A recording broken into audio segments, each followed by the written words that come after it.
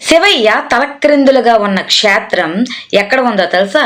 సాధారణంగా శివుడు మనకు లింగ రూపంలో దర్శనమిస్తాడు. అయితే కొన్ని క్షేత్రాల్లో మాత్రమే విగ్రహ రూపంలో ఉంటారు. అయితే ఇప్పుడు మనం చెప్పుకోబోయే క్షేత్రంలో పరమశివుడు విగ్రహ రూపంలోనే కాక శేషాసనంలో ఉంటారు. ఆయన పక్కనే పార్వతీదేవి నెలల పసికందు అయిన శివుడిని తన ఒడిలో లాలిస్తూ ఉంటుంది. వీరి ముగ్గురు ఒకే పానవట్టం మీద ఉండడం మరొక విశేషం. ఇటువంటి విలక్షణ క్షేత్రం ఎక్కడ ఉంది? అక్కడికి ఎలా చేరుకోవాలి? శివుడు తలక్రిందులుగా ఉన్న క్షేత్రము, సాక్షాత్తు యమధర్మరాజును పూజించే క్షేత్రము ఎక్కడ ఉంది? దీన్ని ఎలా చేరుకోవాలి? ఇటువంటి పూర్తి విషయాలు కావాలి అంటే వీడియోని అయితే స్కిప్ చేయకుండా ఎండ్ వరకు చూడండి. వీడియోని తప్పకుండా లైక్ చేసి సబ్స్క్రైబ్ చేసుకోండి. Hi friends, welcome to Multimingle info SR facts. ఈ పుణ్యక్షేత్రం ఆంధ్రప్రదేశ్లోని పశ్చిమ గోదావరి జిల్లాలో యనమదుర్రు అనే గ్రామంలో ఉంది. పంచారామ క్షేత్రాల్లో ఒకటైన భీమవరంకు కేవలం 7 కిలోమీటర్ల దూరంలోనే ఈ క్షేత్రం ఉంటుంది. ఈ గ్రామంలోని దేవాలయాన్ని శ్రీ శక్తీశ్వర స్వామి దేవాలయం అని పిలుస్తారు. దీనిని తూర్పు చాళుక్యులు నిర్మించినట్లు ఇక్కడ లభించిన చారిత్రాత్మక ఆధారాల వల్ల తెలుస్తుంది. అయితే దీనికి 2 స్థల పురాణాలు ఉన్నాయి. ఈ క్షేత్రానికి 2 స్థల పురాణాలు. మొదటిది, యముడు తన కర్తవ్య నిర్వహణ విషయంలో విరక్తి చెంది తనకు మోక్షం ప్రసాదించాల్సిందిగా శివుణ్ణి ప్రార్థిస్తాడు. శివుడు ప్రత్యక్షమై నీ పేరు మీద ఒక గ్రామం, అందులో ఒక శివాలయం వెలుస్తుందని, అప్పుడు నీపై ఉన్న అపవ్రత తొలగి నిన్ను కూడా దేవతలు మాదిరిగా జీవులు గుర్తిస్తారని అభయమిస్తారు పరమేశ్వరుడు. అందుకే యనమదుర్రుకు ఆ పేరు. అదే యనమదుర్రు గ్రామం. అందులో వెలిసిన దేవాలయమే శ్రీ శక్తీశ్వర స్వామి దేవాలయం. ఈ క్షేత్రాన్ని దర్శిస్తే దీర్ఘ రోగాలకు ఉపశమనం కలుగుతుందని భక్తుల ప్రగాఢ నమ్మకం. శంబరుడనే రాక్షసుడు. 2వ కథనం ప్రకారం శంబరుడనే రాక్షసరాజు ప్రజలను తీవ్ర హింసలకు గురి చేస్తుంటాడు. దీంతో మునులు యమధర్మరాజు వద్దకు వెళ్ళి తమ బాధలు చెప్పుకుంటారు. చిత్రగుప్తుడి ద్వారా శంబరుడి ఆయువును యముడు లెక్కగడతాడు. శంబరుడి ఆయువు త్వరలో తీరిపోతుందని, దీంతో అతి త్వరలో ఆ రాక్షసుని సంహరిస్తారని యముడు వారికి చెప్తాడు.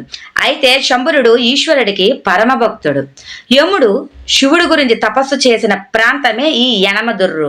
గతంలో ఈశ్వర ఆజ్ఞ ప్రకారం ఈశ్వరుడి భక్తులను సంహరించాలంటే ముందుగా ఈశ్వరుడి అనుమతిని తీసుకోవాలి.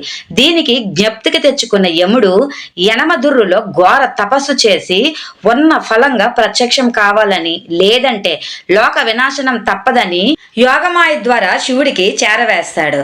ఆ సమయంలోనే శివుడైతే శీర్షాసనంలో ఉంటారు. శివుడు శీర్షాసనంలో తపస్సు చేస్తూ ఉంటాడు. ఆ సమయంలో ఆయన పక్కనే పార్వతీదేవి కుమారస్వామిని ఒడిలో లాలిస్తుంటుంది. దీంతో పార్వతికి విషయం చెప్పి పరమశివుడు అదే స్థితిలో యముడికి ప్రత్యక్షమవుతాడు.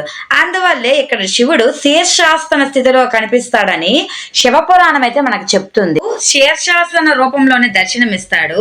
శంబరుడిని సంహరించడానికి పరమశివుడు యముడికి అనుమతి ఇవ్వడమే కాకుండా ఇకపై తాము ఇదే స్థితిలో భక్తులకు దర్శనమిస్తామని శివుడైతే తెలిపాడు. ఒకే పీఠంపై, అదే విధంగా ఇక్కడ ఒకే పీఠంపై పార్వతి, పరమేశ్వరులు, కుమారస్వామి కొలువై ఉంటారు. ఈ ప్రాంతాన్ని సందర్శిస్తే దీర్ఘ రోగాలు నయమవుతాయని కూడా ఇక్కడ పూజారులు చెప్పుతుంటారు. ఈ స్థలాన్ని యనమదుర్రు రెండిటిగా పిలుస్తారు. యమనదుర్రు అనేసి పేరు ఎందుకు వచ్చిందంటే ఇక్కడ యముడికి వరం ఇవ్వడం వల్ల యమనదుర్రు అని పేరు వచ్చింది. చాలా మంది యమనదుర్రు రెండిటిగా పిలుస్తూ ఉంటారు. అయితే ఈ క్షేత్రాన్ని మనం ఎలా చేరుకోవచ్చు? ఫ్లైట్స్ ఉన్నాయి.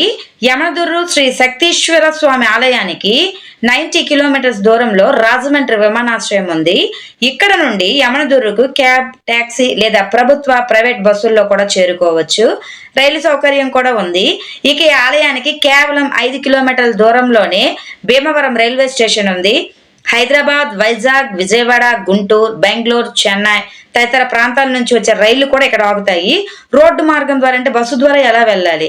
భీమవరం నుంచి ప్రభుత్వ, ప్రైవేట్ బస్సులతో పాటు షేరింగ్ ఆటోలో కూడా యమనదుర్గేశ్వర స్వామి దేవాలయం ఒక ప్రత్యేకతను అయితే సంతరించుకుంది. ఇక్కడ ఈ దేవాలయంలో ఒక కొలను ఉంటుంది.